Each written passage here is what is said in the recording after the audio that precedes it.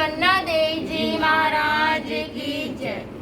परम श्रद्धेय परम वंदनीय उत्तर भारतीय परिवर्तनी महासाध्वी श्री सुधा जी महाराज व समस्त साध्वी मंडल के श्री चरणों में कोटि कोटि वंदन। जैसा कि सर्व विदित है कि आज हम परम पवित्र परम श्रेष्ठ पूज्य गुरनी महासाध्वी श्री पन्ना देवी जी महाराज का स्मृति दिवस मना रहे हैं।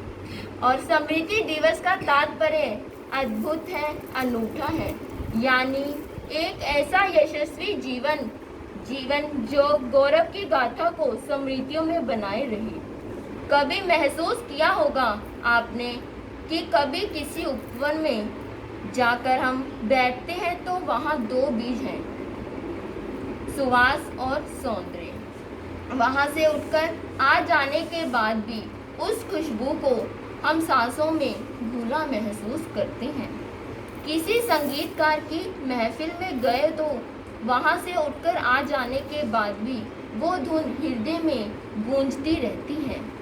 ऐसा ही तो होता है पवित्र चरित्र आत्माओं का जीवन, कि जिनके महाप्रयाण के पश्चात भी उनके संस्मरण और उनका स्मरण हृदय में आ जाने के बाद भी गूंजता है। उनका स्मरण हृदय में अखंड ज्योत की तरह प्रकाशमान रहते हैं।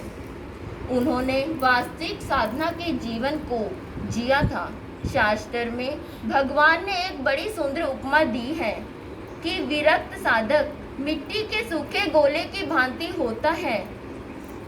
सूखा गोला दीवार पर कितने भी वेग से मारो वो कभी भी चिपकेगा नहीं, हमेशा गीला गोला ही चिपकता है।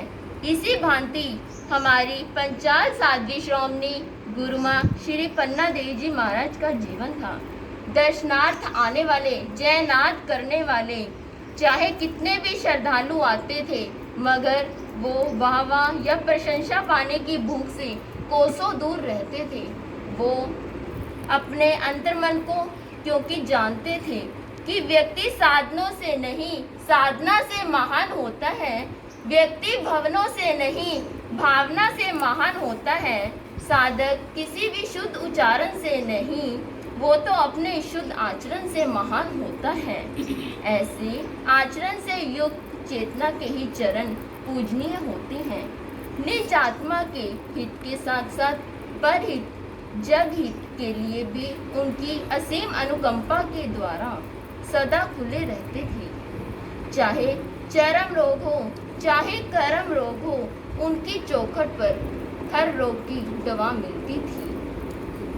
गमों का बोझ लेकर भी जो उनके दर पर आता था, गमों का बोझ लेकर जो भी उनके दर पे आता था, सताया हो जमाने का मगर सिर झुकता था। तुम उसका दुख मिटाते थे, गले उसको लगाते थे, तुम उसका दुख मिटाते थे, गले उसको लगाते थे। वो रोना भूल जाता था, उसे इतना हंसाते थे। वो रोना भूल जाता था, उसे इतना हंसाते थे। लब्धियां सिद्धियां उनकी साधना के फलस्वरूप उन्हें सहज ही प्रत्यक्ष हो गई थी। भले ही आज वो हमारे मध्य नहीं है, लेकिन दिल का यकीन कहता है जब श्रद्धा के आकाश में भक्ति का मेघ उमड़ आए तो गुरु कृपा भी बरखा बनकर जीवन के आंगन में बरस जाती है। और आज भी उनके श्रद्धालु दिव्य लोकों में विराजित उस पवित्र चेतना के आशीर्वाद से अपने हर मनोरथ को पूर्ण करते हैं। संत साध्वी के दिवंगत होने की तिथि को पुण्य तिथि इसलिए कहा जाता है कि उनके स्मरण में उस तिथि को पुनीत कार्य किए जाते हैं। जब तप और विविध कार्यों के रूप में श्रद्धा अर्पित करते हैं।